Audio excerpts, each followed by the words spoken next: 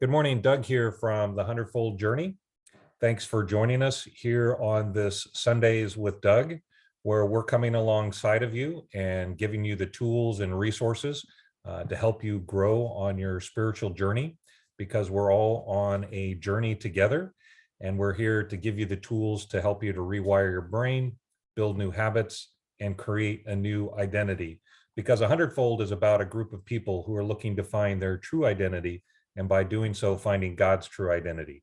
That's what we're all about here at a hundredfold, is focusing on what we need, what tools we need to help us to grow, again, on our spiritual journey. Each week we cover the 10 truths, meaning I'm encouraging you to memorize, to apply, and meditate upon these 10 truths, because these truths were true for Jesus. Therefore, they're true for you, because as he is, so are we in this world. Because Jesus was always in the right place at the right time. He always had unlimited possibilities and resources, and so do we. And one thing we started just recently is asking those that are joining us on this Zoom meeting is to share maybe an experience that they had this last week with one of the 10 truths.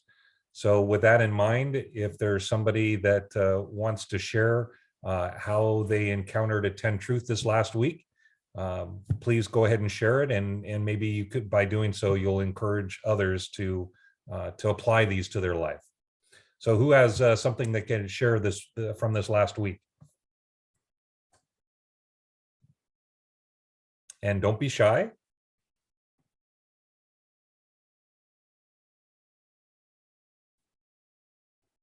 Oh, quiet. All right. So I actually had one on Friday, and it had to do with with some stuff that was going on. It seemed like there was just a bunch of I'll call it negative things that were happening on Friday, and so I was really struggling with. I'm always at the right place at the right time, and God has granted me favor in the sight of those around me. And it had to do with some work that I was getting done on my car. And I might have mentioned this last week, I don't remember, but I was able to get some work done on my car, but then I ended up having to come back, and the guy ended up completing the work on Friday, and I was thinking he was going to be charging me some extra labor that was required because I had to bring my automobile back. But and that's why I was wondering, why do I have to come back, and why does he have to finish this work? He should have done it all on the first day. But again, these reminder, right? All my needs are constantly met. I'm always at the right place at the right time. So he ended up not charging me for the extra labor, because the way he viewed it as his mistake, and he ended up not charging me for the full amount. In fact, I think I paid like $64 more, and it should have been a lot more than that.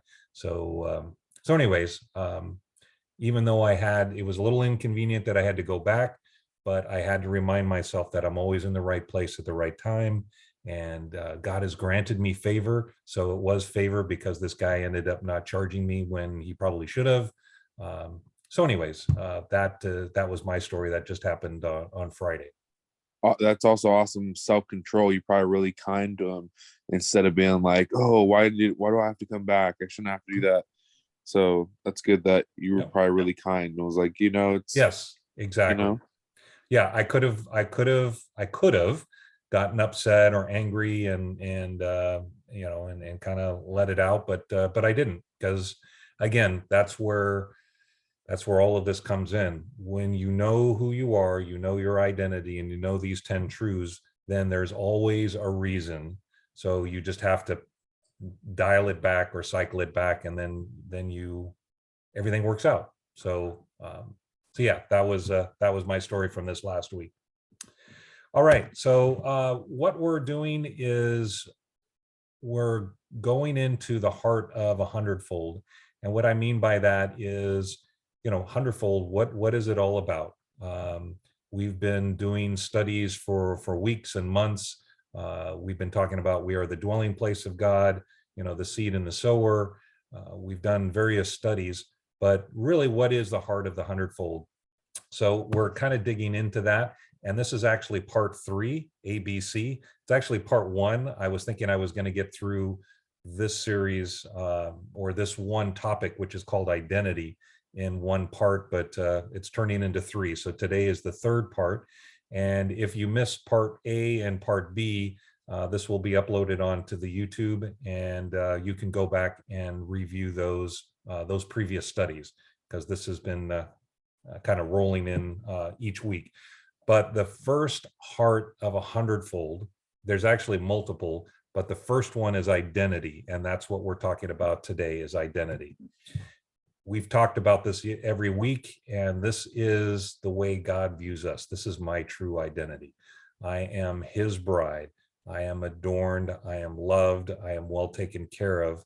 And when I truly believe this is who I am, then it will motivate me, my thoughts, the way I perceive other people. So, for example, this car work that I had done, right? I could have gotten upset. I could have said, X, Y, and Z or whatever, but I remembered that I was the bride and that my needs were met. There wasn't any reason to be upset, and it ended up all working out fine. But this is what we have to remember. But what we're talking about is, what are my roadblocks to believing this? What are my roadblocks to believing that this is truly who I am and the way God views me? And therefore, this is the way I need to view myself. Faith is agreeing with God's opinion of you, right? So when we say we have faith, what that means is that we are agreeing with what God says about us. And he says that we're holy, we're blameless, we're righteous, we're his bride, we're his body, we're his temple.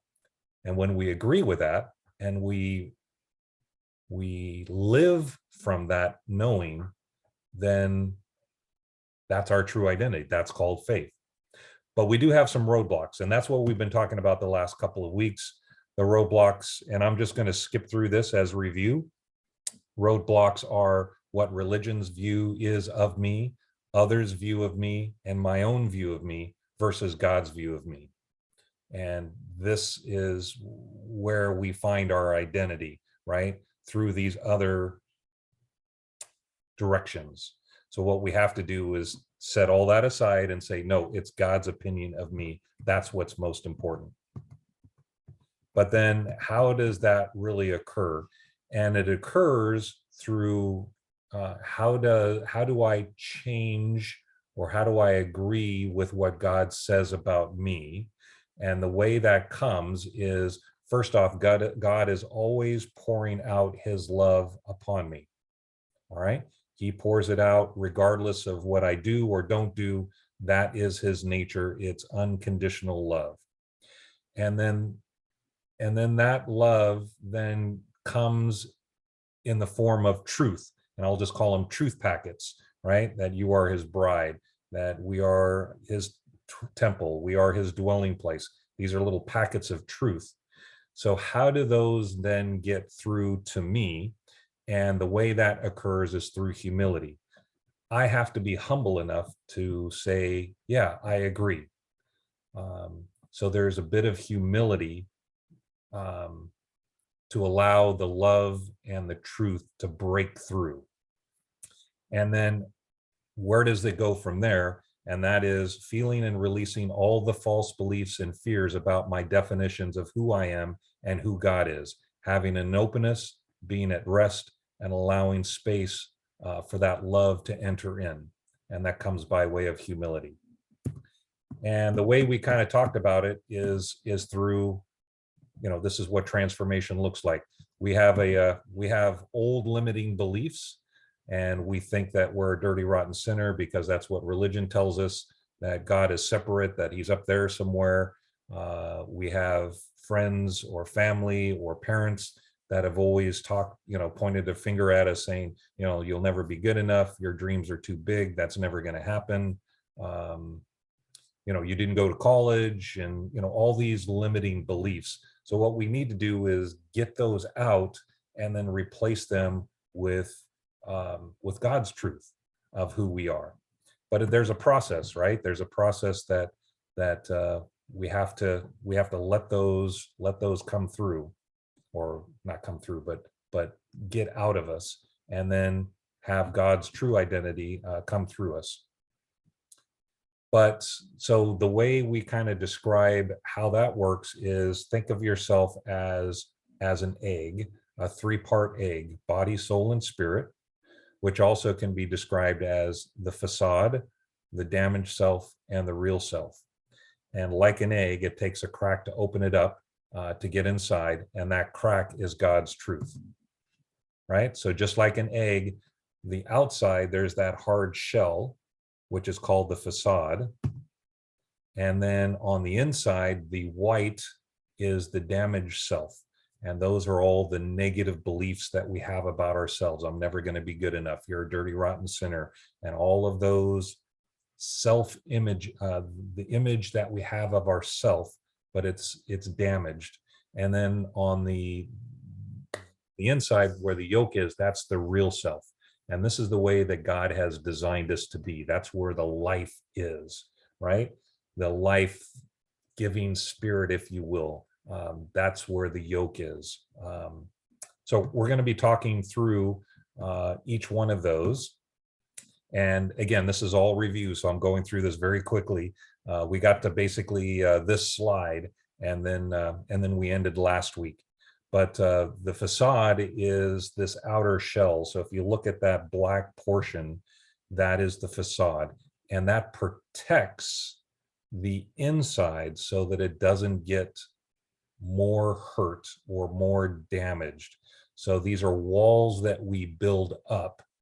And basically what happens is the love then can't penetrate through into or heal the damaged self, and then reveal the real self, because of these facades that we put up around ourselves.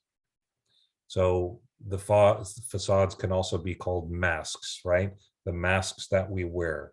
And they could be, it's basically showing a different side of you. So on the outside, you're happy, you're fun, you're excited, but on the inside, you're crying, you're depressed, because that's not true of who you really are. So these are masks that we wear. And these are the different masks that we wear on the left. Maybe that you're a rebel, that you show yourself as being weak. I'm never strong enough. These are all different facades that we put forth.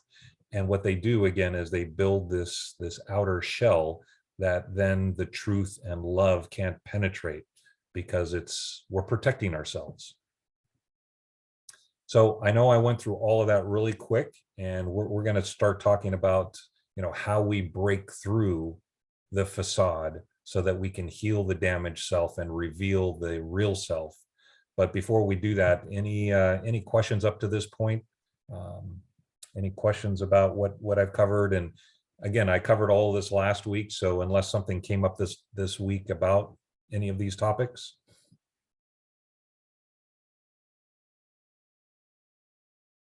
All right, good. So we're still online. What needs to happen? Well, first off, we need to understand, the damaged self and really what that is. And that part of us needs to be healed, but we don't want to heal it. And these are some of the reasons. I don't want to get hurt again. So we put a facade like I'm strong, even though they feel they're weak inside, because in the past they've been hurt. And I'm just using the word they. Someone hurt them really bad, and they hurt their real self and who they think they are, and they don't want to get hurt again. So they build up a facade to say, I'm never going to get hurt again. I'm going to act this way. I'm going to put this mask on. So the facade is protecting the damaged self. And the reason they want to do that is because they don't want to get hurt again. I hope that makes sense. Right? And the other one is, I'm never going to be good enough. I don't have enough faith. Will I be loved? The fear that the damaged self, maybe when they were a child, they expressed love to somebody, or even a teenager for that matter, and then that love wasn't reciprocated.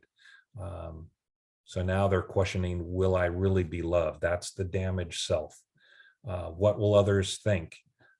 Sense of not in control, right? So you put yourself out there and you said, hey, I'm going to do something wild and crazy, and then you got burned for doing it.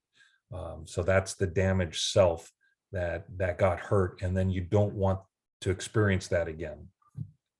I'm not normal, or I'm in denial about certain circumstances.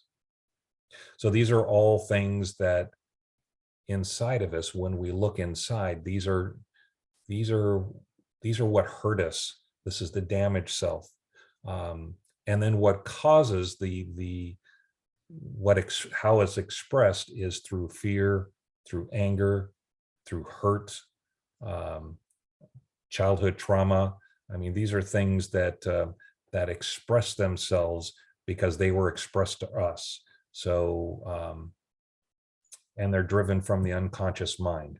And the unconscious mind is those sub programs that keep running. Over to the left, I'm never going to be good enough. Will I be loved? What will other people think about me? Those are all programs that are run through the subconscious mind.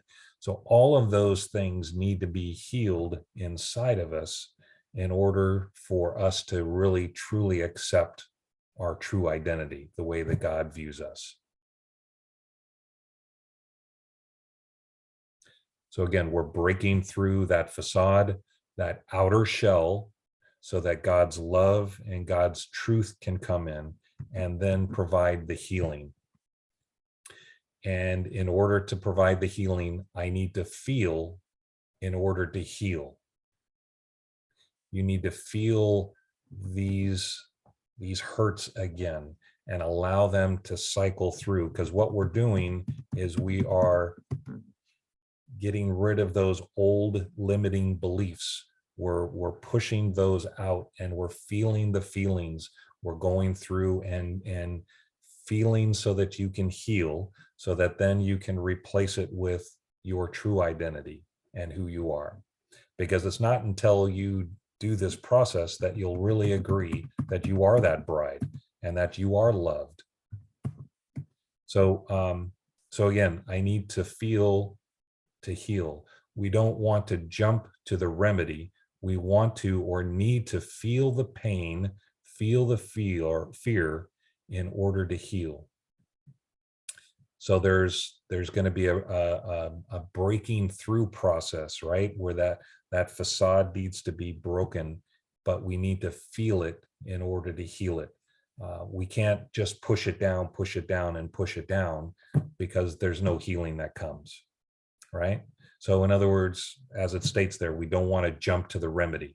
We want to feel it in order to heal it. Allow it to wash through you and empty it out so that you can fill it up with something greater. So the fear of, I'm never going to be good enough. I never have, never will. You need to feel that. And the way you do that is you have to go back, and it could be your childhood, to find out where that hurt came from, and feel those feelings again, so that you can wash that out of your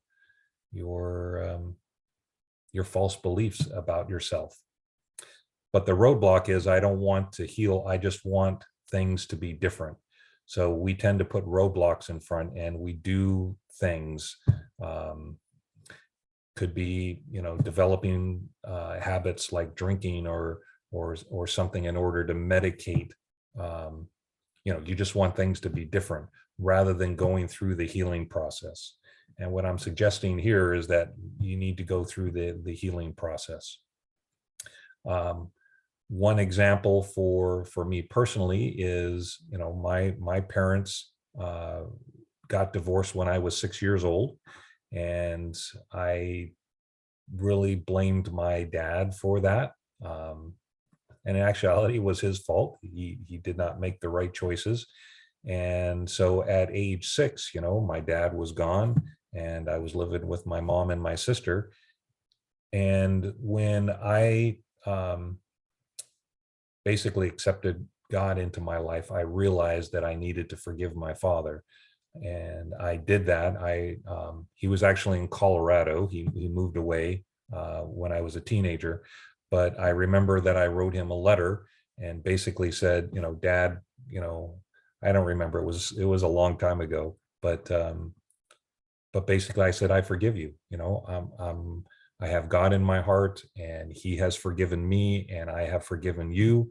So there was a healing process that occurred in my life where I could have gone down a different path, where just bitterness and anger and towards my dad, because in a sense he deserted us. But I did the hard work and I didn't allow that to create a facade that says, well, my dad left me, I'm not good enough, he didn't think I'm good enough, and I built this facade around. And I was able to go in and heal the damaged self. So I broke free of that negative belief, and that really helped me out. So one of the things that stops us from healing that damaged self is the fear. We all have some level of fear. The question is do they dominate our lives or do we live with them? Is your fear the truth? Is your fear the truth or from love? And do they prevent you from acting? And do they prevent you from healing? Right. So fear is the biggest obstacle on the healing process. The fear of what if, the fear of the unknown. But if you're doing it out of a motivation of love and wanting to heal yourself and getting to your real self of who you are, then we have to break through that fear. Any questions up to this point? I know I've covered quite a bit, but the emphasis is on healing the damaged self so that we can get down to the real self, which is our true identity. But in order to do that, again, we have to break through these barriers. We have to crack that egg, if you will, crack that outer shell and allow God's love and his truth to come through. And when we allow that, especially the love and the truth, then we'll see the damaged self as needing to be healed, and it will allow that healing process to take place in our life.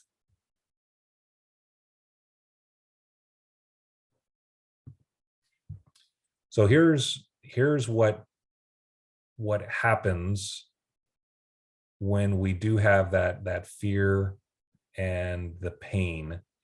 Is what drives most of our fear and pain that establishes our facade is the way we view ourself is backwards, right? So look at the arrows that I have. So the way we view ourselves without truly understanding our true identity is, number one, through the facade, and then through the damaged self, and then to the real self, right?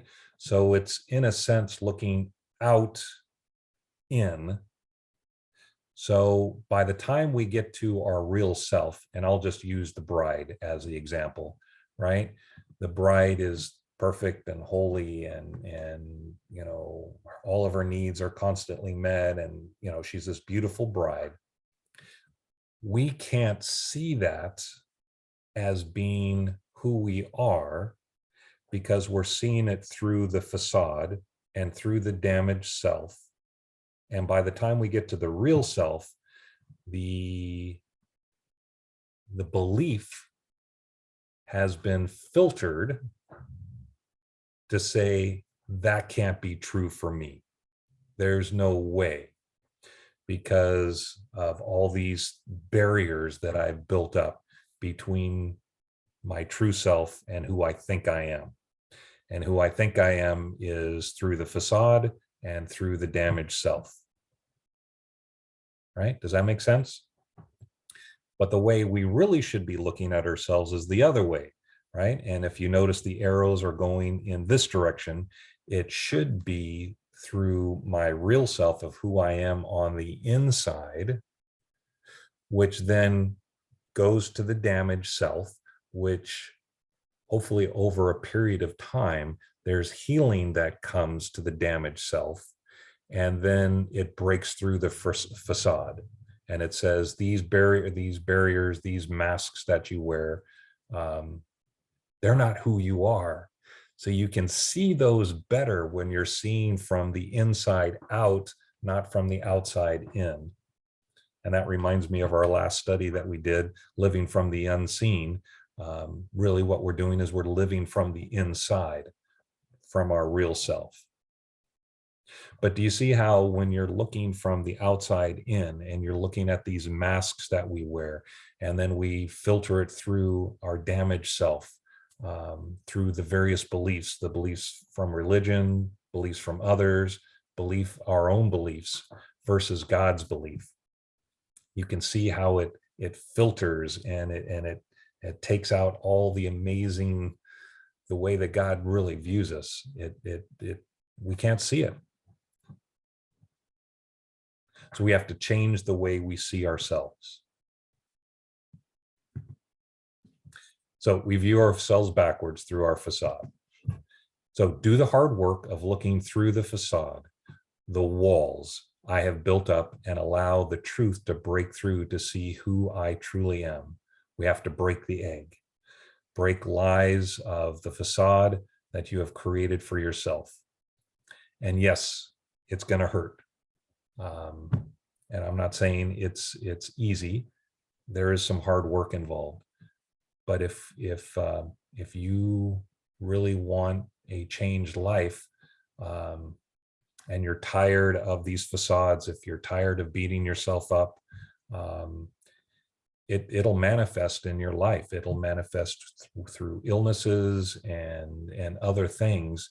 And if you want to heal yourself, God has given us all the tools that we need, and it comes down to receiving His love and doing the hard work where we basically feel in order to heal, feel that pain. God didn't cause any of that, right?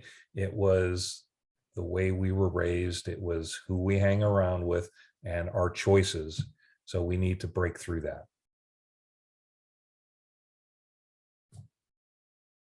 You guys are awfully quiet today, and I'm wondering if Hey. yeah, just making sure you guys are still there. Yeah, Consuming it. All right. exactly. Processing it too. Yeah, it actually takes me back to this last week of what you and I talked about earlier. That fear too. I had to break down and cry that day. I was Yes. talking, and I don't think it was so much fear of what I had to face, what I had to do. I think it was just the own fear that was inside myself, that I don't know what I'm doing and or how to get there to do what needs to be done. So it was kind of like I'm lost in the world of what I need to do. But however, when I look at this, God's view sees me as He sees me the way I should be and the way that He created me. However, I put up that facade because I don't know how to accept that view of such goodness, to receive from Him how He sees me, because I don't see myself that way totally. Yeah. If that makes sense. So last week was kind of hard with that difficulty of seeing that, and just trying to handle it the way you even said to do, how you recommended, it's just take that day and let it go.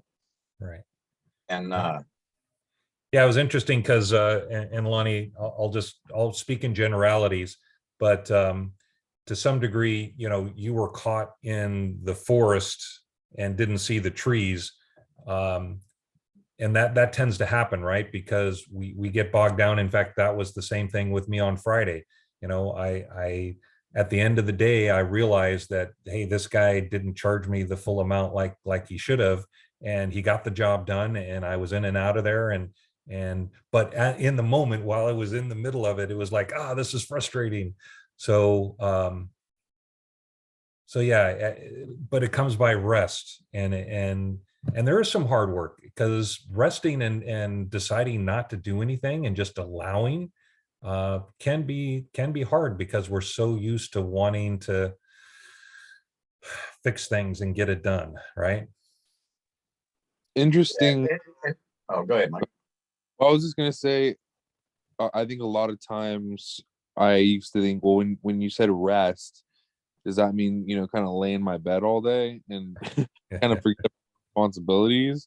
Or what does he mean by rest? And I've come to the conclusion that rest is something that you feel inside consist. Mm, yes. It's the rest is, Jeremy and I were talking about how, how God created God was all knowing and knowing exactly who God is.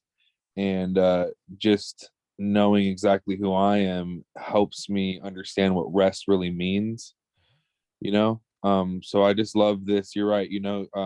I also had to break through that shell and absorb what rest meant, because rest is really important, and rest is being like, okay, you know there's something that happened that was hard, but I'm still okay inside because I know I am, There you in a go. Yeah.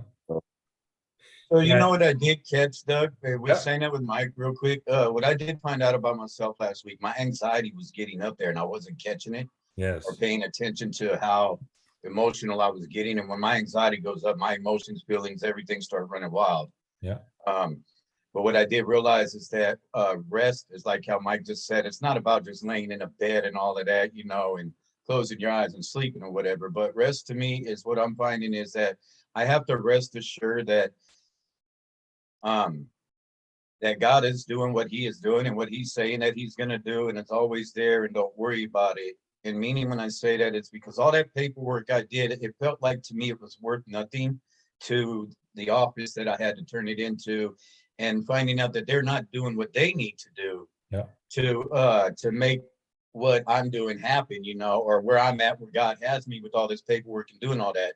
But what I found is that after that frustration and my anxiety, and I got it calmed down, I took one of my pills, went to the hot tub, and I realized that resting is that he's already got me taken care of no matter what the other Go. people or anyone else is doing. There you That's go. where I came out in the end this weekend. And I did rest yesterday, though, all day in bed.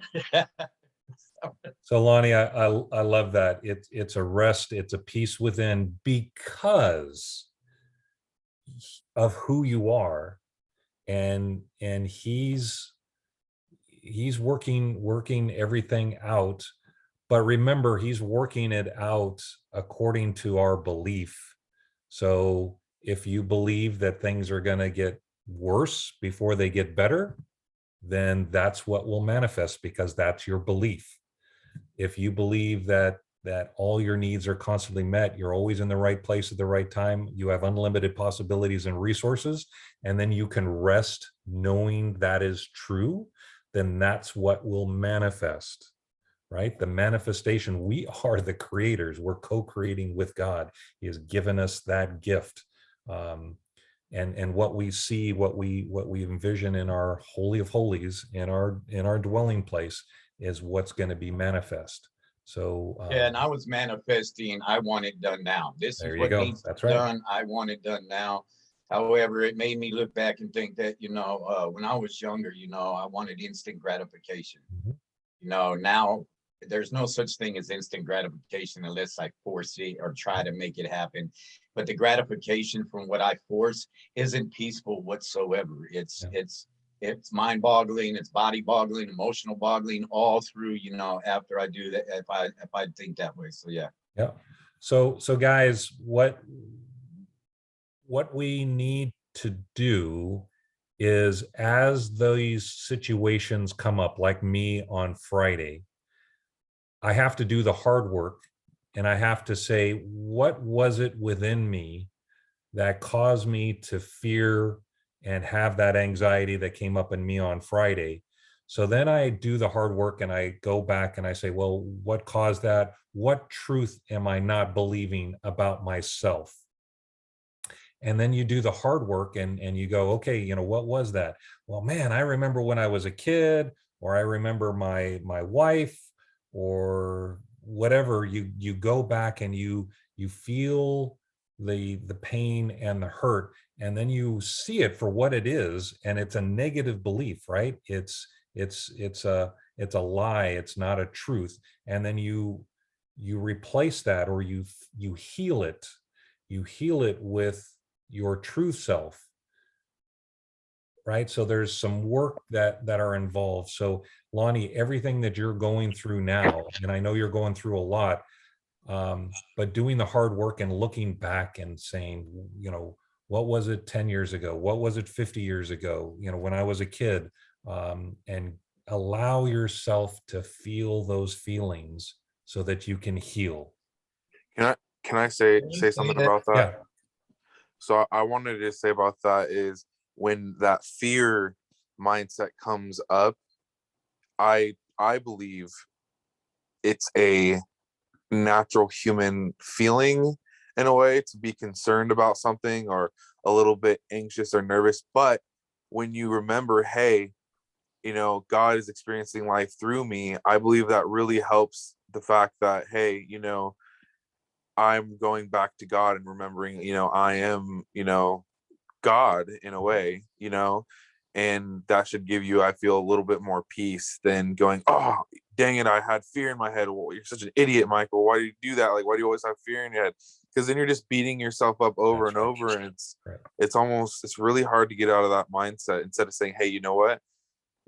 God is experiencing this with me. Yep. And instead of continuing the fear, just saying, hey, I am love. Mhm. There's no hard work you have to put into it. It's just, it should be a natural feeling of, hey, I am loved, and I have everything, and everything is okay, and that's just circumstances. Yep. But Yeah, you should be able to rest. what I mean by the hard work is taking the time and exerting the energy to go back and figure out where those negative beliefs are coming from. And sometimes that is hard work, because you got to go back to your childhood and experiences and say, where did that come from? Where did it go? Why do I have this belief that, and I'll just use the term, that I'm never going to have enough money, right? So going back and for me, it was going back and seeing, my mom, single mom raising two kids on her own, and we didn't have a whole lot of money, and things things were difficult financially. So I had to overcome the negative belief that money was hard to come by. And so again, going back and working through that, um, there's some work involved, right? But at the end of the day, there's healing that comes from understanding that truth. And when you put light on that negative feeling, or not the negative belief, when you put light on it and you go, oh, I understand why that was. I don't need to believe that anymore. Boom, all of a sudden there's healing that comes, and that facade breaks down, and then that damaged self gets healed. So being Well, Doug, honest with yourself. Being honest with yourself. There you go. Yes. Yep. Doug, being that, how we used to talk, and even in the groups, how, like I said, yeah, I had a rough childhood where I grew up and all that, but, with my mom and everything. But I had one of the greatest moments last night. I was in the right place at the right time, chilling in the hot tub with my neighbor. We were talking, and I finally, for the first time, had opened up. He didn't know, but I had a good feeling of my mom. I talked about something that I had totally forgot about, did Nice. not recognize, because I've always seen that negative. But the unseen that I did see from my mom, I finally got to be able to talk good about her, Nice. rather than the negativeness that I had gone through with growing up. And I So actually felt relief. there you And go. like I felt relief, like, not that I'm totally at peace with it, but it was a breakthrough for me to finally say something good, rather than look at the Love it. negative of how I grew. Love it. I just got tingles on that, Lonnie. That's Yeah, awesome. it gave me So, chills last night in the hot tub, brother. and what's cool about that, Lonnie, is you just described exactly what we're talking about. there's a revelation that comes through, that all of a sudden, and that the tingles that you got, the tingles I just got, that's the healing process. You were healed last night in the hot tub, from this, and now you're seeing her from a different perspective too, right? Not only are you seeing Yeah. you, Lonnie, as different, but now you're seeing her through a different pair of eyes. Yeah. That's amazing. That's amazing. Cool. Yeah. So all right, I'm going to skip this part. So yeah, maybe we shouldn't. So what I wanted to do was kind of talk through what you really believe, the 10 truths. All my needs are constantly met, right? So that's a 10 truth. But what do we believe? I forgot exactly how I want to phrase this, but we know that's true because it was true for Jesus, but how is that manifesting in our own life, and do we truly believe it? You have the power to choose which program you want to run and change your behavior. So if we know we have the power to choose, and that we can break through the facade and the damaged self to get to the real self, what is stopping us from believing that all my needs are constantly met? I have an answer for that. Yeah. Jesus, I 100% believe that he knew, hey, I am one with the creator. I am one with God. There is no separation. And when you truly believe that 100% day in, day out, it changes your mind and your heart. And like you said, Dad, he only did what he saw his father do. And that was all out of love energy. So in our lives, I think we really need to not think separation, like you said, God over there, or, God somewhere else, or, why isn't God listening to me right now? And the truth is he's one with you. And I believe once we believe that, everything, rewiring our brain, becomes easier, because we're not spiritually in warfare anymore. Because you can't heal when you're in spiritual warfare. You can't heal when you're in constant battle with your own self, because you're not allowing yourself to break down and heal and have a healthy mind. Yeah, very So good. the answer is believing you are one with the creator opens up all types of doors, Yep. And the way to think of it is like a frequency or a vibration or a belief. All of those are kind of synonymous.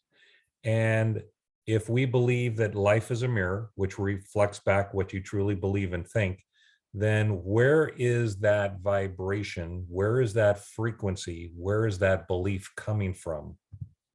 Is it coming from the facade self? Because if it's coming from the facade self, which is, I'm never going to be good enough, or whatever, or even the damaged self, then that's the frequency that's going to be sent out. And that's what you'll manifest, is more of that. Because that's the way God created us. That's the way he designed us. We're co-creators. So what we need to do is make sure that it's coming from our real self. Because again, life is a mirror which reflects back what you truly believe and think. So if you believed you're damaged, then life is a mirror. You're going to reflect back more examples in your life, more situations where it's showing that you're damaged and that you're not good enough. But if your identity is coming from the real self, which is you're the bride and you have all your needs are constantly met, you're always in the right place at the right time, then that's what's going to be reflected back to you. So it's all based on a frequency, a vibration, what our faith is, what we truly believe will be reflected back to us. And we talked about this vibrational scale, this emotional scale, right? And the more you're up to the top, the higher the vibration, the higher the frequency, which is joy and passion and love and enthusiasm. That's the vibration we want to be on. versus the other one, which is a downward spiral, which is fear and lack and anger and frustration. So we want to make sure that we're vibrating at the right frequency of who we truly are.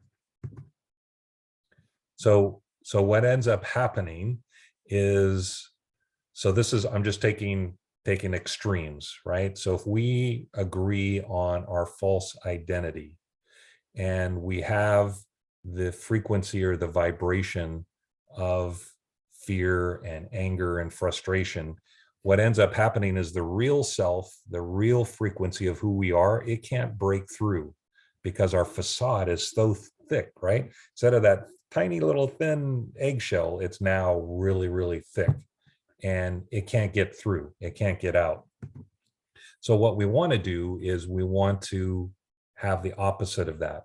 And that is where the facade, right, this outer shell, well, first off, we'll totally understand our true identity, our real self. We're God, we're love, we're perfect, not lacking anything, we're complete. And that's the frequency that breaks through. And our damaged self is in a healing process, right? We're always going to have things that need to be healed within us. And, it's just like an onion, right? You just keep, there's different layers and such, but it's a healing process. And then our facade is broken, and instead we act in harmony with love. So we don't have these masks that we're wearing. What we're wearing is that love, just like Jesus, right? There was no facade for Jesus. Everybody knew who he was and what he represented. And it was always out of love, in harmony with love. So this is the frequency that we want to be sending out. Not this one where our facade, nothing can break through, right? So our false identity, our true identity. All right, so does that make sense? So we're talking about having our true identity heal the damaged self and break that facade, those masks that we wear. And we do that when we truly understand who we are. But the question is what stops the transformation, right? So the one on the left versus the one on the right. What stops that transformation? And the key word is fear. Fear is what stops us from doing this.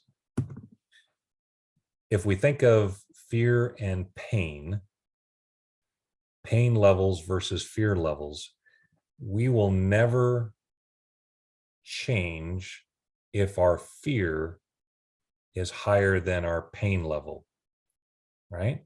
So if our pain, if we get away, if the pain isn't hard enough, then we won't change, right? So there's fear and truth, and then there's pain and I did a scale from a 0 to 10. Let's say our pain threshold is at a 3, but our fear is at a 9. We're never going to change because the fear is greater than the pain. Okay. So let me just read the statements. When our fear is higher than our pain, we won't do anything about the pain. This is when we stop and we do not act on the truth we heard. So if the truth is that, you're the bride, you're holy, you're blameless, you're perfect, and all your needs are constantly met, but you fear on acting on that truth, right? It won't change, right? So we'll run away from it. We don't want to change and resign ourselves. That's just who I am. I'm a dirty, rotten sinner. I'll never change. Okay. So what has to happen is the pain actually needs to go up. And this is where humility comes in, right? Finally, you get to a point, the breaking point, and you just say, humbly, I'm done, right? I can't do any more. So then what ends up happening is your fear goes down, and then the truth can start to break through, right? So when our fear is lower than our pain, we will allow ourselves to feel the pain. Joy of discovery mode, free will choice. You can address your fears, you face your fears, and not allow them to control your truth and who you are. So finally, again, the pain level is so high that you finally, basically you say, all right, I'm done, right? And that fear drops to now you can hear the truth that breaks through that says, you are that bride, you are loved, you are the dwelling place of God. Now, hopefully a lot of us don't have to go through this process. So I'm just describing the reason why we don't change. The reason we don't want to change is because our fear level is too high and our pain level is too low. But then when that reverses, then all of a sudden there's going to be a breakthrough. There'll be a breakthrough. Okay, so these tend to go up and down as we continue on the path of transformation. Our life change, our new actions create new reactions in our environment. So when you make that change and all of a sudden you say, hey, guess what? I am the bride, then it introduces potentially new things of fear because you start to get attacked for those new choices, which introduces new fears. You want approval, you want acceptance, and sometimes the divine truth gets lost. But we have to be diligent in going through the process of breaking down those facades, healing the damaged self, so that the truth can break through, right? So these Doug, are, yep. So I got, I don't know if this is an example, but the other, last night, when I did come from the hot tub with my buddy, Yep. He got kind of defensive, but he was joking, and I didn't know he was joking, but he can hold a poker face, man. We both get in the car, my seat's all wet, and I was like, he gets out when we get back to the house. I'm like, man, why you pee in my seat, man? And he copped like this attitude, like, man, why you want to say something like that in public, man? And I was like, my defense went up, and that would have been the pain, lowered on the other end, and my fear up higher. So I went into a straight defense mode at first. Yeah. But then ended up catching myself. I go, man, do you really think I'm gonna talk some smack to some youngster that I know that can really crumple my bones right now, dude, and embarrass you? And he just started laughing. He's like, I was just messing with you, man. And I was like, you know what I mean? So I got to see something where my defense mechanism had went up. And I don't say so much it was a fear of an argument or fight, but it was a fear that I didn't want to go there to that progression of what, he was playing around with, but you get what I'm saying by that? It was just a revelation for me to catch that and, know that he was playing when it's hard to really tell when other people are doing that, and how you react, but the true self was like, man, I already knew, man, I'm too old for you. Right. And the fact that that you were able to catch it quickly, you didn't allow it to escalate, right? Yes. Yeah. So that's good. So Interesting. anyways, just a summary, guys, because we're coming to the end here.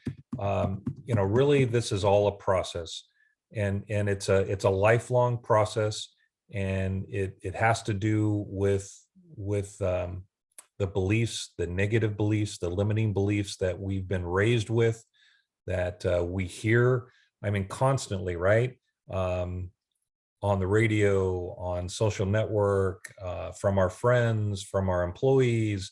All of these limiting beliefs are constantly coming at us, and we have to filter them as best we can, and making sure that we get those out of us and instead replace it with our true identity. So there's a process where our facade has to be broken. We have to do the hard work where we look at how our damaged self is affecting us. We have to view us the correct way.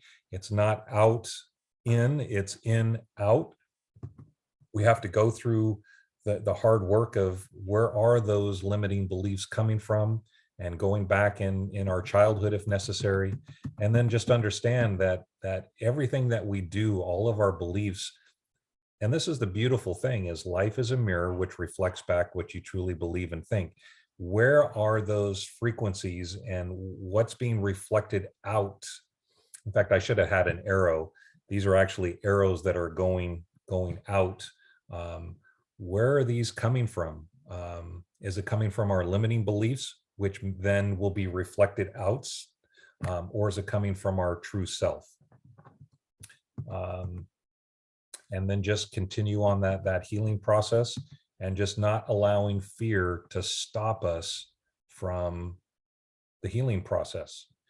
And sometimes it does take painful situations in order for us to change, but it doesn't have to be that way, right?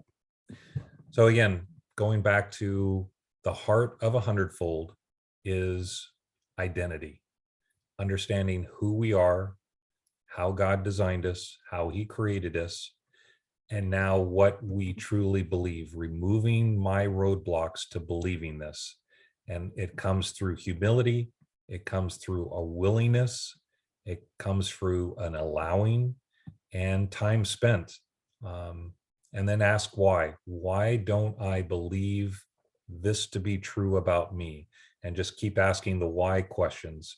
And hopefully you'll get to the point of, it's because that's the way my parents raised me. I never felt I was going to be good enough.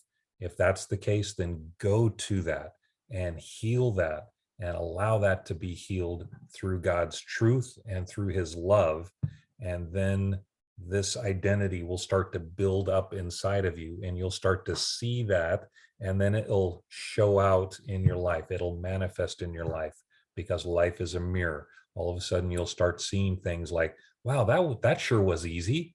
It used to be hard and now it's really easy. Or I used to think of my mom this way and now I don't. I mean, those are all transforming events in our lives.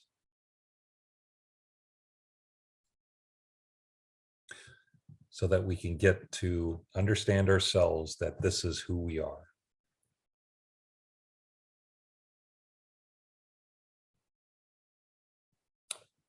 All right.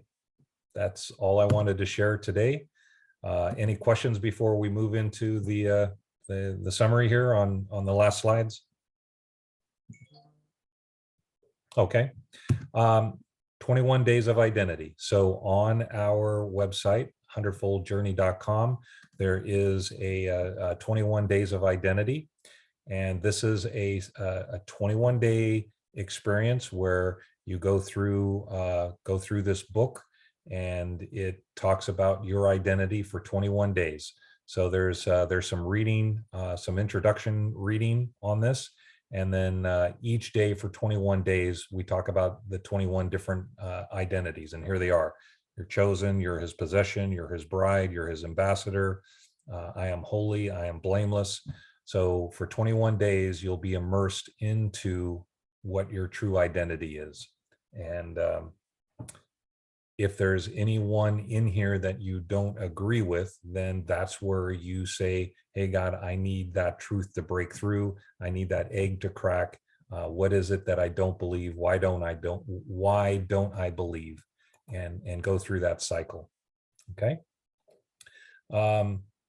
We go through this each week, 30, 60, 100-fold. We want to be 100-fold, which means we're at rest. We know these truths to be true for us, but there's also 30-fold, which still talks about, I'm a dirty, rotten sinner, and it's not until I get to heaven. 60-fold is, we know that that my identity is Christ, but there's still things that I need to do. It's work-based. And then the last one is 100-fold, which is this is my true identity. But then we have to ask ourselves the question, how good is God? And the way you answer that determines your yield.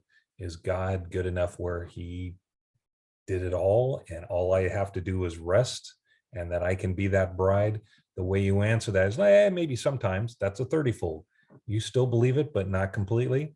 100-fold is like, I'm all in, and your life changes. You are transformed. So again, as a reminder, this week, continue on the 10 truths. Here's our website, the100foldjourney.com. And then, of course, you can always join us on Facebook. All right, everybody. So the challenge this week would be to think of yourself as that egg, and what truths need to be, cracked open about yourself, so that the inside, your identity, your damaged self can be healed, so that you can get down to the truth. So this week, just kind of focus on that for yourselves, and we will talk next week on our next topic. So thank you for joining us, and we will see you next week. Bye for now. Bye for now. Bye.